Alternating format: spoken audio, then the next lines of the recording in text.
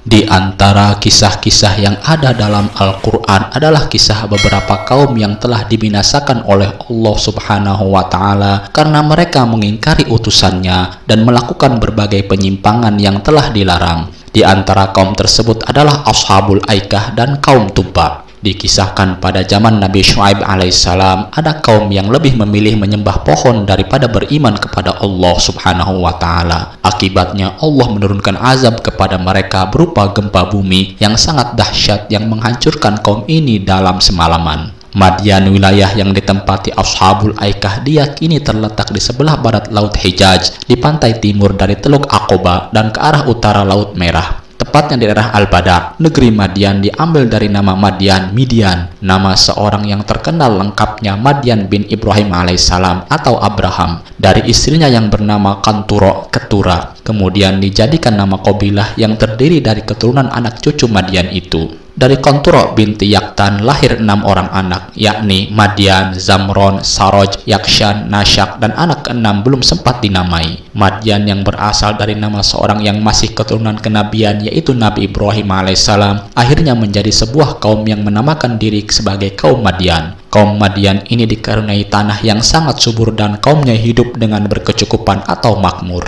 Namun kaum Madian ini enggan menyembah Allah Subhanahu wa Ta'ala, tidak sebagaimana yang telah dianut oleh nenek moyangnya, yaitu Nabi Ibrahim alaihissalam, yang ketika itu sudah menyembah Allah Subhanahu wa Ta'ala atau agama yang lurus dan tauhid. Kaum Madian ini lebih memilih menyembah pohon besar. Karena makin banyak dan merajalelanya dalam penyembahannya kepada pohon besar tersebut, lalu Allah Subhanahu wa Ta'ala memerintahkan Nabi Syuaib yang sekaligus diangkat sebagai Rasul untuk mengingatkan kepada kaum Madian agar berhenti menyembah pohon besar itu dan kembali menyembah Allah Subhanahu wa Ta'ala. Namun sangat disayangkan dalam hal urusan ibadah, mereka meninggalkan ajaran yang pernah diajarkan Nabi Ibrahim alaihissalam untuk menyembah Allah Subhanahu wa Ta'ala. Mereka menyembah Al-Aikah, yaitu nama sebatang pohon besar dengan cabang dan ranting yang begitu rimbun. Burung-burung pun sangat banyak yang datang untuk menempati pohon yang dikeramatkan penduduk Madian tersebut. Mereka beranggapan bahwa kemakmuran yang ia dapatkan diberikan dari kemurahan Al-Aikah atau pohon besar itu. Akhlak kaum Madian sangat tercela, bahkan lebih tercela karena kaum Madian membenarkan penipuan, perampokan, bahkan pemerkosaan terhadap wanita. Mereka tak lagi punya kejujuran dan hati nurani terhadap sesama manusia. Nabi Syuaib alaihissalam diperintahkan oleh Allah Subhanahu wa Ta'ala untuk berdakwah kepada sebuah kaum yang tinggal di daerah Madian, kawasan yang berada di antara Hijaz dan Syam. Kaum ini terkenal dengan julukan Ashabul Aikah yang memiliki arti penyembah pohon. Yang dimaksud dengan Aikah ialah pohon yang rimbun dan berdaun lebat. Ashabul Aikah sendiri adalah kaum Nabi Syuaib yang diazab oleh Allah Subhanahu wa Ta'ala akibat dari kezaliman mereka dan telah banyak mendustakan para rasul. Yang dimaksud dengan penduduk Aikah ialah penduduk Madian, yaitu kaum Nabi Syuaib.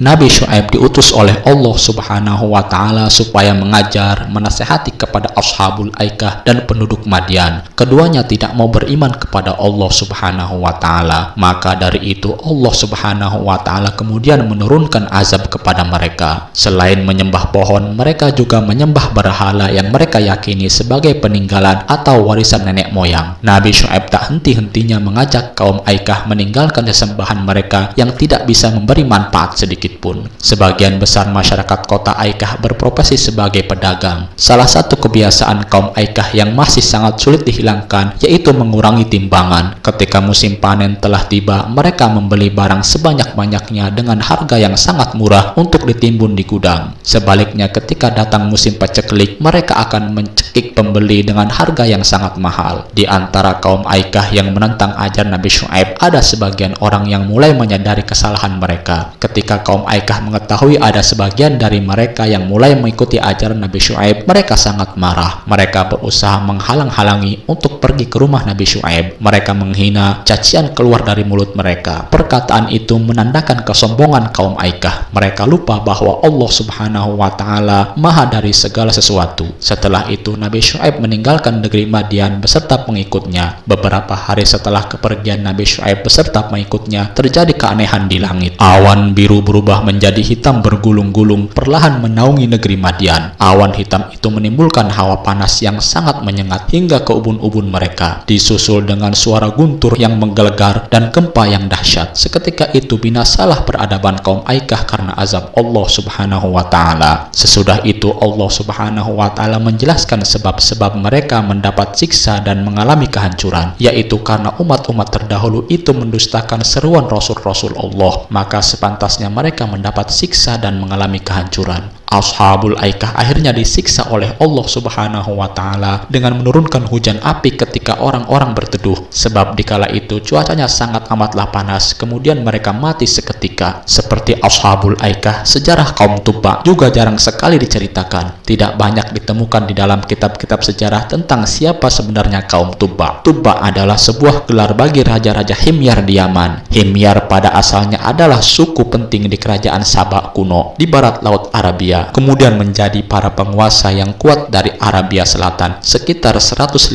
sebelum Masehi hingga 525 Masehi. Orang Himyar terkonsentrasi di area yang dikenal dengan Zuraidan, kemudian disebut Kataban, di pesisir Yaman masa kini. Mungkin mereka dibantu dalam penggulingan raja-raja Sabah yang kehilangan kedudukannya sebagai pusat perdagangan melalui jalan darat. Orang Himyar yang dikenal dalam dunia klasik sebagai orang Homerit mewarisi bahasa dan kebudayaan Sabah, dan dari ibu kotanya di Zafar, kekuasaan mereka kadang-kadang sampai ke Teluk Persia di timur dan sampai ke Gurun Arabia di utara. Pada awal abad keempat, ibu kota Himyar dipindahkan ke San'a. Kemudian di abad itu juga Nasrani dan Yahudi memperoleh pijakan kuat di sana. Kekacauan dalam negeri dan perubahan rute perdagangan menyebabkan kerajaan itu merosot, dan di tahun 525 Masehi, setelah beberapa usaha yang gagal, para penyerbu dari Ethiopia menumpas Himyar. Seorang Himyar lari memohon bantuan ke Persia yang menyebabkan Persia menguasai wilayah itu di tahun 575 Masehi. Oleh karena itu, rakyatnya disebut sebagai bangsa Tababi'ah. Rajanya yang paling agung adalah Hasan bin As'ad bin Abi Karob. Raja inilah yang sukses melakukan ekspansi kerajaannya ke arah utara hingga mencapai Syam, dan ke arah timur hingga mencapai negeri Turkistan dan memasuki Samarkandi. Kerajaan Tubba menjadikan dua kota utama, yaitu Ma'arib, tempat bendungan yang tersohor, dan Zafar sebagai ibu kotanya. Raja Tubba ini dikenal sebagai orang yang pertama kali menghias Ka'bah. Seperti Ashabul Aikah, kaum Tubba juga disiksa oleh Allah Subhanahu wa Ta'ala akibat mereka banyak berbuat dosa dan mendustakan para rasul, hingga pada akhirnya kaum Tubba juga dibinasakan oleh Allah Subhanahu wa Ta'ala akibat dari kesombongan mereka. Yang dimaksud dengan kaum Tubba adalah orang-orang Himyar yang ada di Yaman, dan Tubba adalah gelar yang diberikan kepada raja-raja Himyar. Itulah tadi kisah singkat mengenai Ashabul Aikah dan kaum Tubba. Semoga bermanfaat. Assalamualaikum warahmatullahi wabarakatuh.